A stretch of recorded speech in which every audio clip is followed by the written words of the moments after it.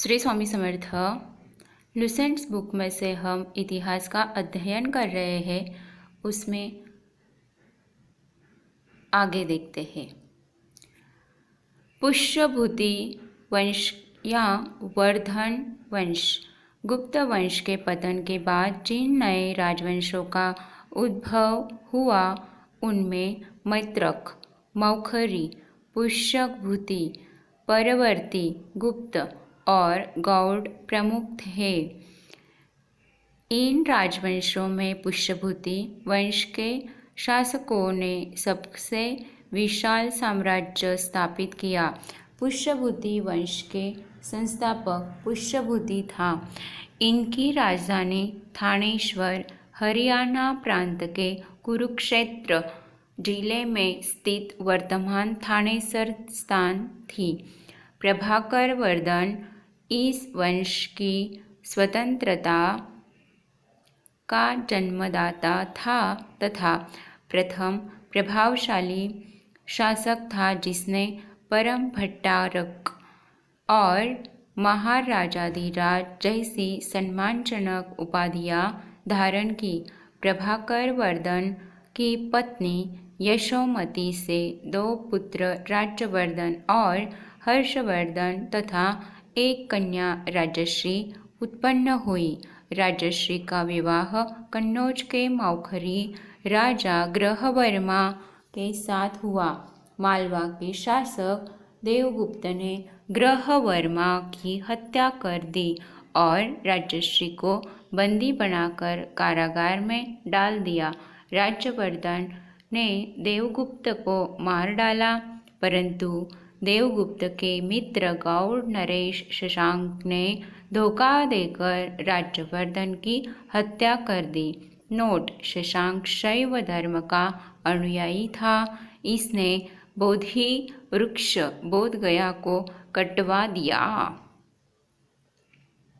राज्यवर्धन की मृत्यु के बाद 706 ईस्वी में 16 वर्ष की अवस्था में हर्षवर्धन थानेश्वर की गद्दी पर बैठा।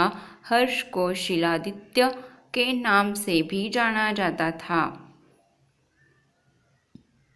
इसने परम भट्टारक नरेश की उपाधि धारण की थी। हर्ष ने शशांक को पराजित करके कन्नौज पर अधिकार कर लिया तथा उसे अपनी राजधानी बनाया। हर्ष और पुलकेशिन II के बीच नर्मदा नदी के तट पर युद्ध हुआ, जिसमें हर्ष की पराजय हुई।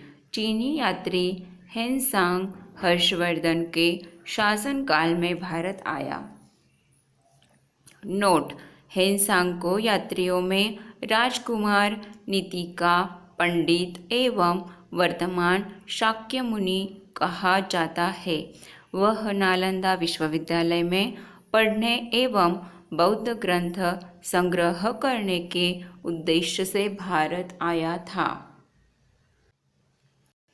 हर्ष 741 ईस्वी में अपने दूत चीन भेजे तथा 743 ईस्वी एवं 645 ईस्वी में 2 चीनी दूत उसके दरबार में आए। हर्ष ने कश्मीर के शासक से बुद्ध के दंत अवशेष बलपूर्वक प्राप्त किए।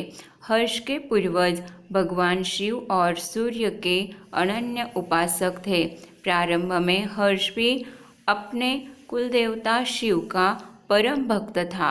चीनी यात्री हेनसांग से मिलने के बाद उसने बौद्ध धर्म की महायान शाखा को राज्याश्रय प्रदान किया तथा वह पूर्ण बौद्ध बन गया। हर्ष के समय में नालंदा महाविहार महायान बौद्ध धर्म की शिक्षा का प्रधान केंद्र था। हर्ष के समय में प्रयाग में प्रति 5वें वर्ष एक समारोह आयोजित किया जाता था, जिसे महामोक्ष परिषद कहा जाता था। हेनसांग स्वयं 6वें समारोह में सम्मिलित हुआ। बाणभट्ट हर्ष के दरबारी कवि थे। उन्होंने हर्षचरित एवं कादंबरी की रचना की।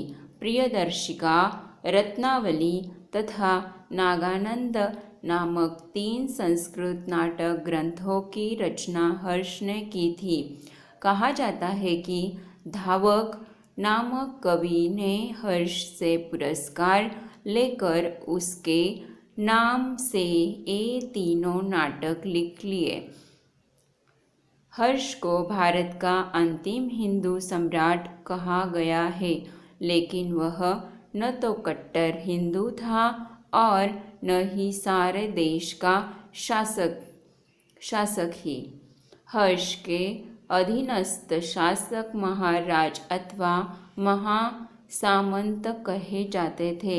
हर्ष के मंत्रिपरिषद के मंत्री को सचिव या अमात्य कहा जाता था।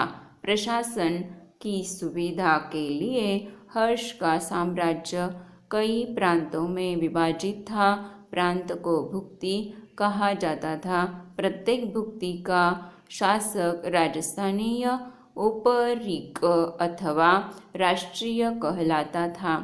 नोट: हर्षचरित में प्रांतीय शासक के लिए लोकपाल शब्द आया है। भुक्ति का विभाजन जिलों में हुआ था। जिले की संज्ञा थी विषय, जिसका प्रधान विषयपति होता था। विषय के अंतर्गत कई पाठक आधुनिक तहसील होते थे। ग्राम शासन की सबसे छोटी इकाई थी। ग्राम शासन का प्रधान ग्रामाध्यक्ष पटलिक कहा जाता था।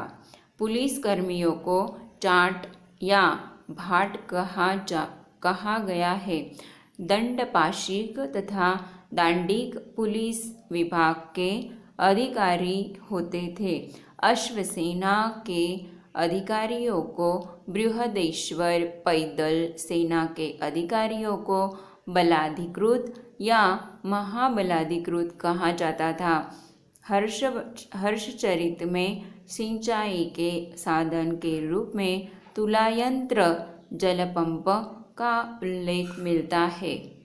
हर्षचरित के अनुसार हर्ष की मंत्रिपरिषद: भंडी प्रधान सचिव, सिंहनाद प्रधान सेनापति, कुंतल अश्वसेना का प्रधान, स्कंदगुप्त गज सेना का प्रमुख।